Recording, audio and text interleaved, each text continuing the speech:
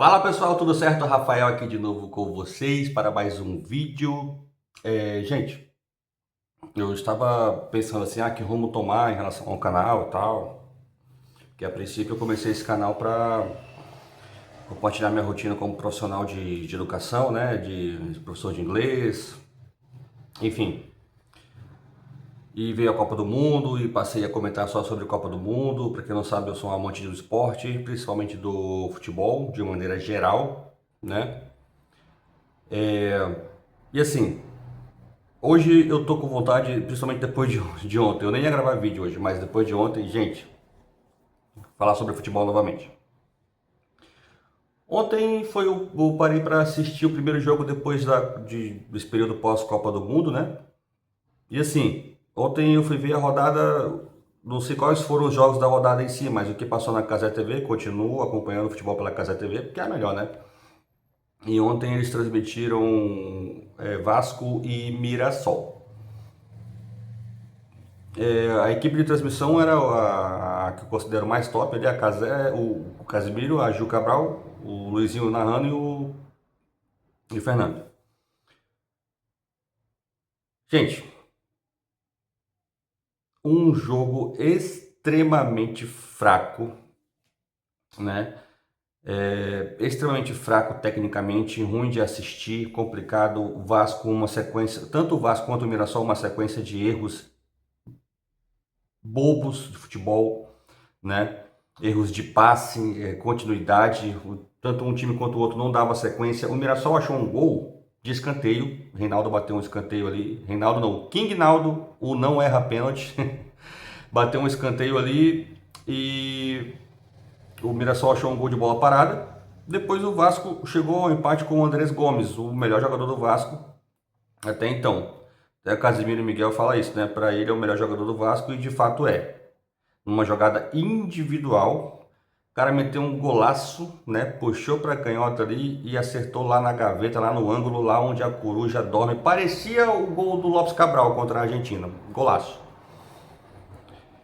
E assim, gente, me preocupa o nível que está o nosso futebol brasileiro, independente da equipe. Claro que equipes como Palmeiras, Flamengo, que tem um investimento grande ali, conseguem fazer contratações que é o diferencial. É por isso que ligas como o Campeonato Inglês, o Campeonato Espanhol, se destacam pelo dinheiro que as equipes possuem para realizarem contratações boas ali, né?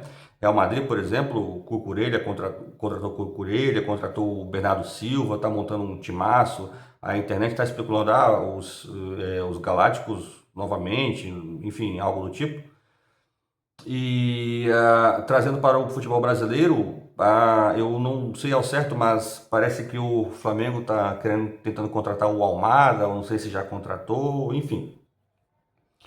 O Palmeiras eu não sei como é que está as contratações ali do Verdão, mas o que eu quero dizer gente, aonde é que o futebol brasileiro vai parar em relação ao investimento? Por quê? Se você não tem dinheiro, você não tem como contratar.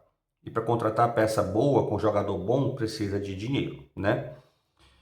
A consequência disso, vimos ontem, o Vasco não tem um meio-campo, simplesmente assim, não tem um meio-campo.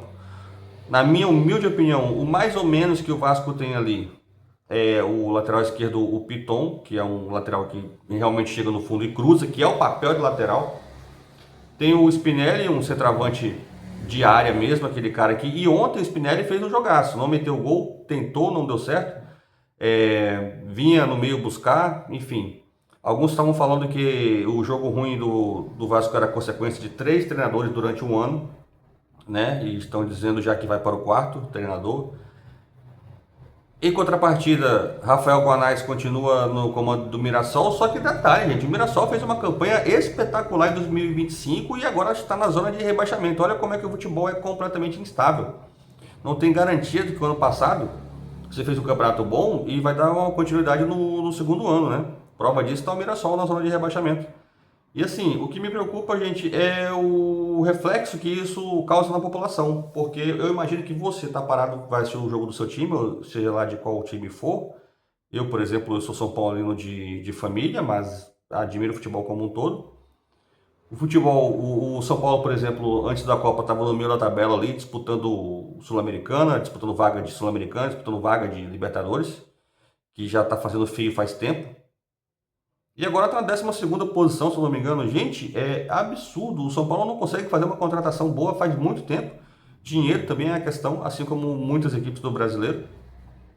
E o meu ponto é, aonde é que a qualidade do futebol brasileiro vai parar? Porque quando você tem uma peça boa, os grandes times lá fora rapidinho tiram, né? Um exemplo disso é o Ryan no Vasco. O Ryan fez uma sequência boa de jogos, o time de fora lá, qual foi o time que ele foi? Eu esqueci agora, o time já contratou. Então, assim, aonde o futebol brasileiro vai parar em termo técnico, né? Termos técnicos, termos de administração, isso reflete na qualidade dentro de campo. Foi difícil assistir aquele jogo ontem e eu assisti todo. Foi difícil assistir aquele jogo ontem. É complicado esperar agora uma qualidade perante aos outros. Comparando com jogos, por exemplo, de alto nível de Copa do Mundo. Copa do Mundo teve jogo ruim? Teve jogo ruim também. Só que assim, jogo ruim pelo que eu consigo me lembrar agora, de seleções que não tem essa tradição no futebol, né? E isso está mudando cada vez mais. Gente, eu fico muito preocupado e decepcionado ao mesmo tempo, porque eu espero que o futebol brasileiro volte. Isso reflete, isso reflete principalmente em competições internacionais, como é que a gente vai conseguir construir jogadores bons para disputar campeonatos internacionais como a Copa América, uma Copa do Mundo, né, Copa das Confederações, enfim, para a gente não acabar virando motivo de chacota, se é que já não está. Né? A prova disso é que a Espanha veio fazendo um trabalho muito forte, deixando o individual de lado e focando cada vez mais no coletivo. Resultado disso, campeões do mundo. Quando é que o Brasil vai fazer isso? Está complicado. Está muito complicado. Eu estou muito preocupado com o rumo que o futebol brasileiro está seguindo. O que o futebol brasileiro tem mudado de um tempo para cá é que estão contratando cada vez mais jogadores de fora.